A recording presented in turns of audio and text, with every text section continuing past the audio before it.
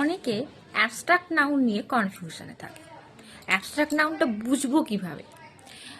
Abstract noun বোঝার জন্য বিশাল কিছু গ্রামাটিক্যাল ব্যাপার জানতে হবে না, শুধু এইটুকু জানলেই হবে। অ্যাবস্ট্রাক্ট মানেই হচ্ছে এটাই, আমাদের ফিলিংস, ইমোশন এইগুলো বোঝাবে অ্যাবস্ট্রাক্ট নাউনের মধ্যে। অ্যাবস্ট্রাক্ট নাউন হচ্ছে এমনই একটা জিনিস যেটা কি হবে, আমরা ফিল করতে পারবো কিন্তু দেখতে পাবো না। Proper noun, common noun, this all nouns we can feel and see also, but abstract নাউনটা কি হয়, একদম পুরো ডিফারেন্ট। এটা আমরা ফিল করতে পারবো কিন্তু দেখতে পারবো না। আমরা ফিল করতে পারি, দেখতে পাই না। এরকম নাউন কি কি আছে বা এরকম এক্সাম্পল কি কি আছে?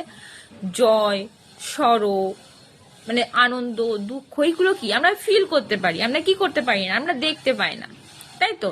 তাই এই জিনিসগুলো কি নাউনের মধ্যে পড়ে? Abstract noun. সবসময় মনে রাখবে, অ্যাবস্ট্রাক্ট নাউন মানে হচ্ছে আমাদের ইমোশন বোঝাবে, যেটা আমরা ফিল করতে পারি কিন্তু আমরা দেখতে পাই না। This all nouns are false under abstract noun.